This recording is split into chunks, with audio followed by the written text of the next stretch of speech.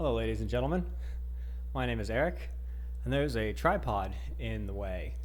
That's not a problem, because I am only here briefly to show you discourse, and then we are going to move on to talking about some music theory subjects.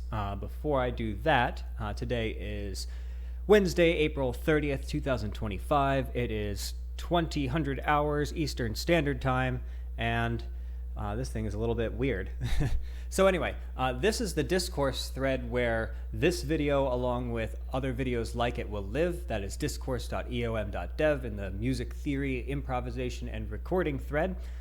This thread has existed for a little while, and in the first video that I have here, I am going over the hardware that I am using and the studio setup that will be in use for the rest of this video. So if you're interested in that, you can see that video here. It's also on YouTube somewhere, but I'm focusing on discourse. So the inspiration for this particular video is coming from this bullet point right here. So over the past week or so, I have had a more or less 24-hour broadcast going on that. Oh, you can't see it because the tripod's in the way. But there's an iMac back here that I have been running a live stream from 24/7. That's owncast.eom.dev. It is showing video from my mind test server, luanti.eom.dev, and in the background it has a library of keyboard improvisations that I have recorded. There's only like 4 or 5 of those there at the moment, so I need to flesh out that library before this live stream, this 24-hour live stream, becomes quite repetitive very quickly. But that's a work in progress. And today what I want to do is show you what I am doing in that music, in those keyboard improvisations. There are some relatively simple music theory concepts that I am using to kind of fake being able to play the piano. I can play a little bit. I have some training in the piano. I took a couple semesters of lessons when I was in college, and I have a master's degree in music theory. So that's really the thing that's carrying me here. Excuse me. But I want to show you some of the relatively simple music theory tricks that I am doing that allow me to kind of sound okay on this keyboard. Once again, I want to stress that I am not particularly good at this. If you go listen to a real jazz keyboard player, a real jazz pianist, you'll see very quickly that this is not very impressive. That being said, it does sound okay, and I can show you how to do it. So, with that said, let's switch to a more reasonable view. There we go. Here we have the keyboard in front of me. I have this is a Roland FP30. I'm using it as a MIDI keyboard. It is plugged into my computer, and that is feeding it directly into Zin Add Sub Effects. Again, check the discourse thread for information on the hardware and software I'm using to do these things. But if I play here, we should be able to hear some music. It might be a bit quiet, but that's okay. We're more interested in the talking in this one anyway. So each of these notes on my Zin Add Sub Effects synth, I guess it's what it's called, a synthesizer. My synthesizer is just playing a pure sine wave. Just an aesthetic choice. I like the simplicity of that, and it does make it pretty easy to hear what's going on. We're not going to talk about the details of that at the moment. The point here is to try and play something that sounds somewhat okay. And I will give you an example just to start off of what the sort of things I've been having play on that 24-hour broadcast sound like. So I'll just play something quick. No promises that this will sound of any particular quality.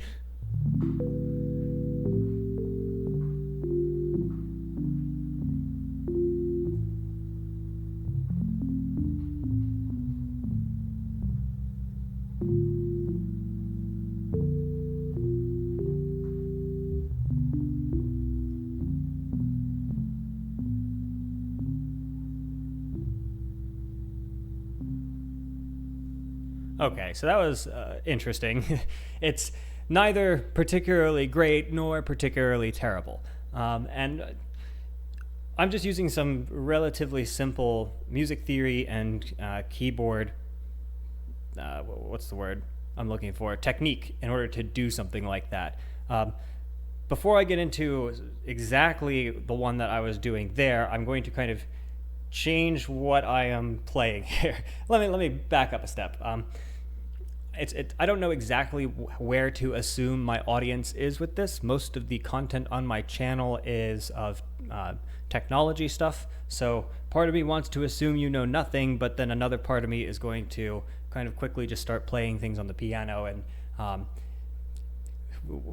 this is going to sit at a very interesting skill level for people, I assume.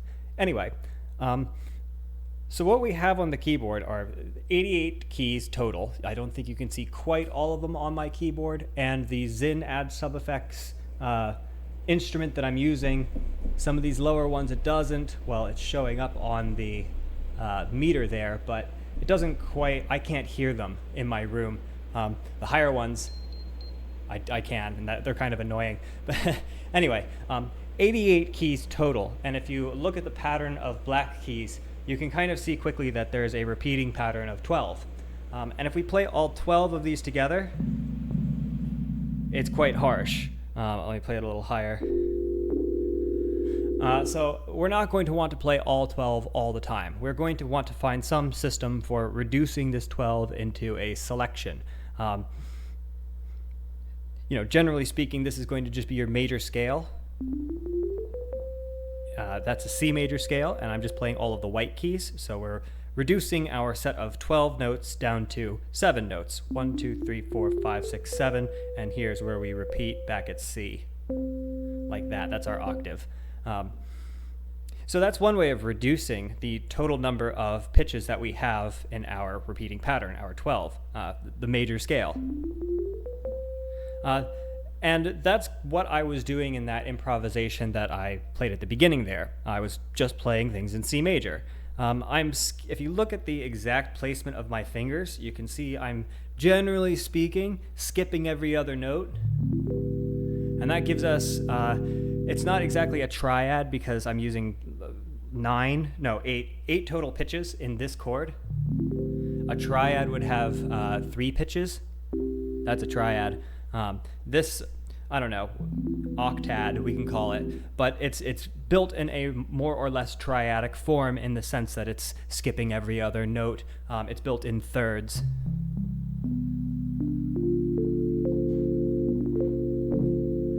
Okay, and here's where we get into genre, I suppose. Part of how I'm getting away with this is I am simply calling it lo-fi music, and that is to say in my 24-hour broadcast and when I'm doing these improvisations. Part of the reason for that is the aesthetic of the sine wave keyboard. Part of that is the really dense textures that I'm using with these thick chords. And the other part of that is that I make tons of mistakes when I'm doing it.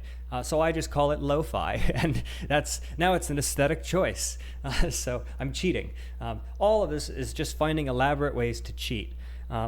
So, yes, we are reducing our keys. When I was playing that thing at the beginning, I was using the C major scale, and I was just kind of moving around in C major.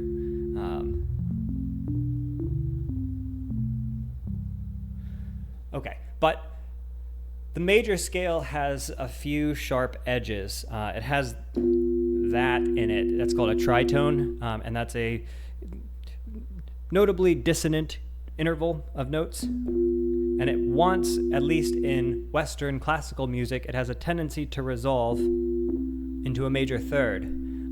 So that's not necessarily a problem, and we don't necessarily have to obey it. It's more like if you happen to hit it while you're doing random stuff in C major, like I was.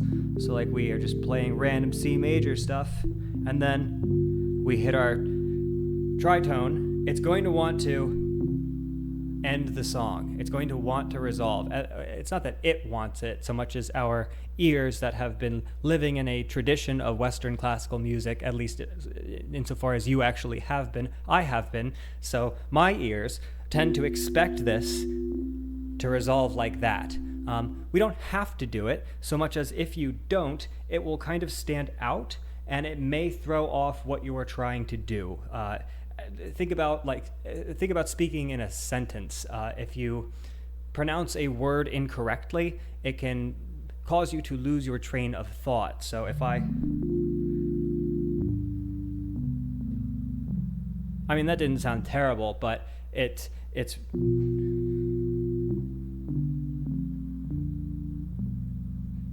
there are better choices. Our expectations are that it's going to do something. Point being, we're not really here to memorize the tritone major third resolution. That's not what we're here for. My point of that is saying that the major scale has a couple of sharp edges. And when you are improvising, you want to keep those in mind and handle them when they occur. We can cheat a little bit further and reduce our scale if we just take out those two notes. So this B and F, if we just don't play those two. No, that's a pentatonic scale. And all of those notes always sound good together. We don't need to worry about those sharp edges of that tritone. And another trick further is that if we just play the black keys, they make up a pentatonic scale. So the black keys are a pentatonic scale. So often if you want to sound good on the keyboard, one way to do so is to just play the black keys.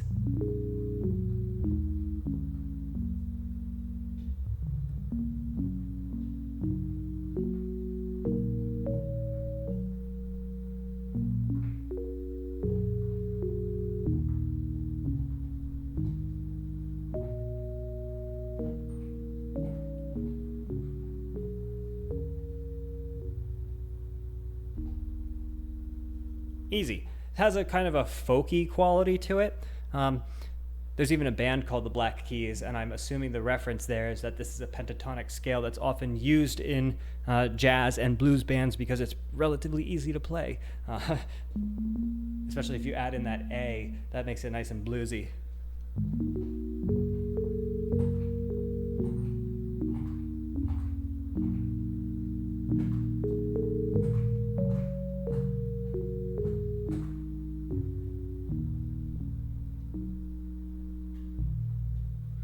Anyway, so effectively what I'm doing here is you start off with just some method of reducing the total number of keys, and then I'm kind of just picking random notes and playing them in a big chord, a big luxurious chord, and then I just change a few of them. I keep some of them the same, and I change others. And the other thing I try to do is work on independent voices. So if I am moving, let's look at like these fingers, my like 3 fingers here, and these 3 fingers here. Like we have the outline of the chord with my pinky and thumbs, and I just have some little details in here, like that. I want to have one go up and the other go down. So this one is going to go down, and this one's going to go up. Didn't sound particularly great there, but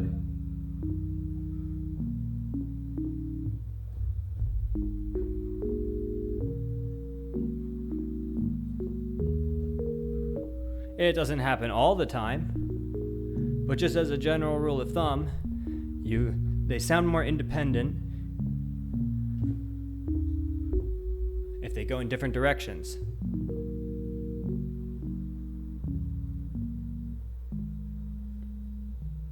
All of that from just playing the black keys.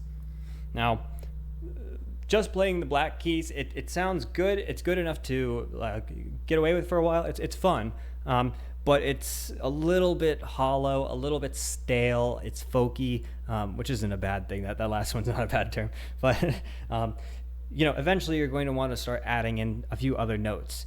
If we are just starting from the black keys here, we can add F and C. I find this particularly easy to play because the black keys are protruding out from the keyboard a little bit further, so it's easy to feel them and not miss them. And then adding F and C is really easy because they're just kind of right there next to the first of the three and the first of the two. And those two add a little bit more color into what we just did.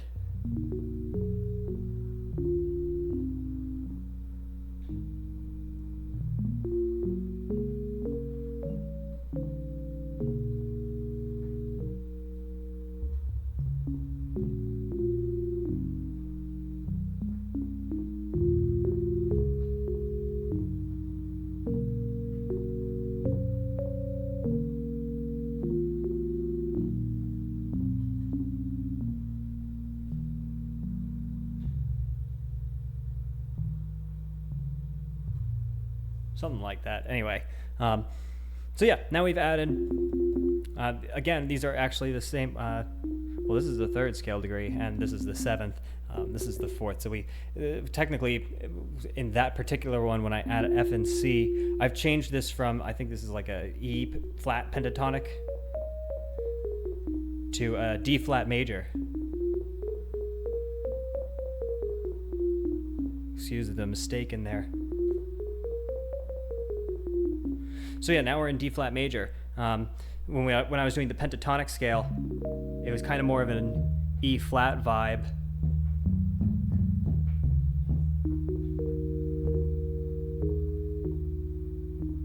But by adding F and C,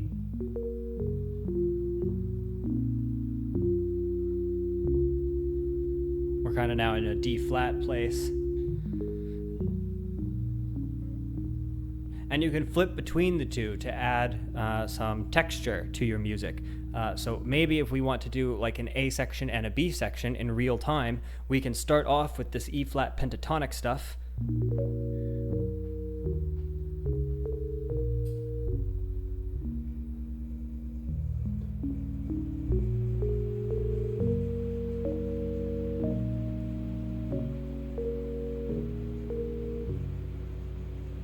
And then we can move into the D flat.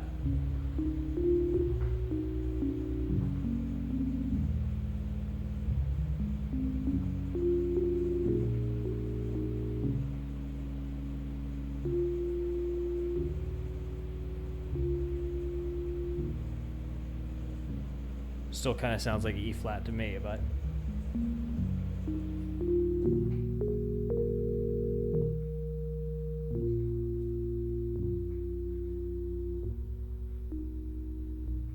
that's the thing about improv, is I kind of just see where it's going.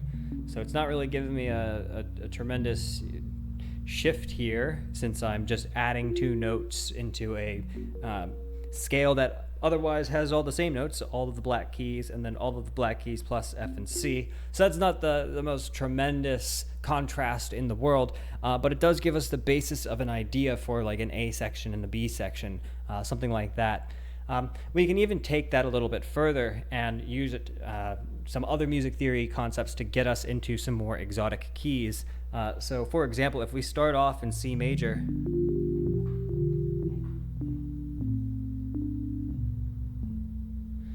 our old friend, that tritone that wants to resolve, at least in Western classic music, to our major third in our home key, we can actually use it to resolve the opposite way.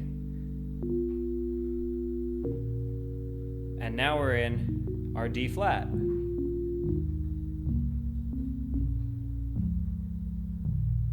And they have two notes in common, our C and F. But other than that, they have no other notes in common. And we can, more or less, it's not particularly smooth, at least in that execution, we can kind of transition from one to the other.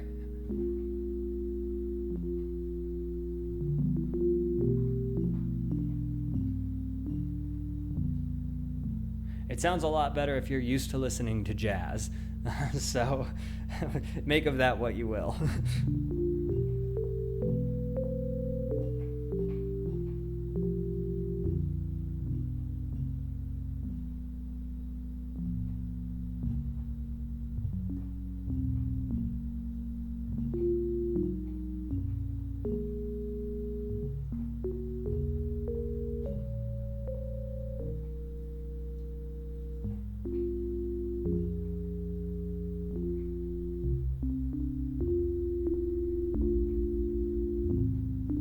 not super smooth that time.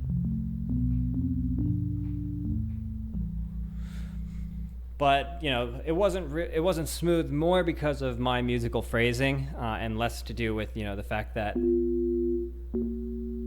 does in fact sound quite smooth, even though it can also resolve that way. So you can use that tritone to your advantage to move to other keys and things like that. So we start from just a position of all 88 keys at our disposal. We limit that to a pattern of 12. We limit that further to a pattern of maybe 5 or 7, depending if we want to do a pentatonic or a major scale or a minor scale or any of the modes. We'll talk about those probably at another time. And from there, at least in the recordings that I was doing so far, that you can find on my Owncast live stream, it's quite random. I just I'm using all of my fingers to play like a rich chord, and then I just kind of change it a little bit. That time it goes down.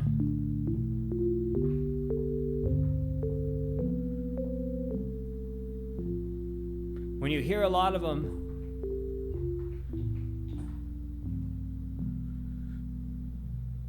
side by side, it becomes clear that I'm doing a lot of the same things again and again. And then I, as the performer, I become aware that I am doing the same things again and again. And so then I start trying to think, okay, what's something totally different that I can do? Well, I can start trying to play like a very wide range, or I can do like something more arpeggiated in the bass line and just do chords up here so we can change it. So like, yeah, here's where I'm not that good.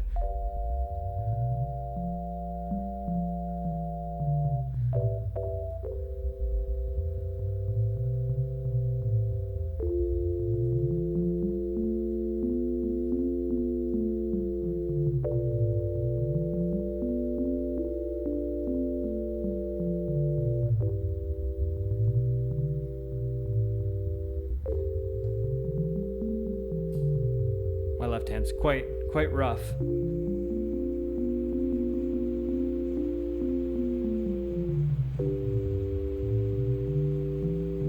But if you're not really paying attention, it's kind of hard to notice.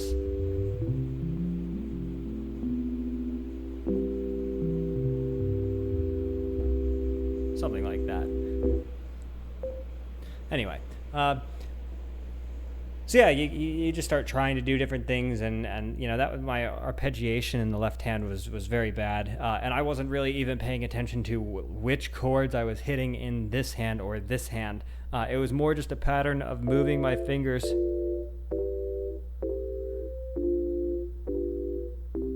which I just happen to know makes a quite nice chord progression. So in that case, I was kind of doing something a little bit expected. But yeah, generally speaking, it's really just some pretty basic concepts that I am applying in real time, and those are the results that you're hearing on those that 24/7 broadcast. If you go back and look at the hardware video, I believe I am showing how I have set up a quick recording setup for this, so that on my computer here I just hit a button, play whatever I'm going to play. And then, edit a few metadata fields and upload it to MinIO, and it ends up in the playlist for the broadcast. So, I could talk about that more in the future. I don't know. This is kind of a weird combination of, a lot of information for an audience that I'm not necessarily expecting to have any familiarity with music theory whatsoever, or, even play an instrument necessarily. So, yeah, I would love a lot of feedback on this one. Discourse is, my favorite place to get feedback, but, I'll be uploading this to YouTube as well, so feel free to leave a comment there. I think that will do it for today. We will do more live streams like this in the future, especially dependent upon any feedback that I get, anything that you would like me to elaborate upon or go into on its own. Feel free to let me know. And until then, I hope you enjoyed this. I hope it was informative. Grab yourself a keyboard and try out the black keys. It's really not as difficult as it may seem. So anyway, enjoy. Have fun. Toodaloo.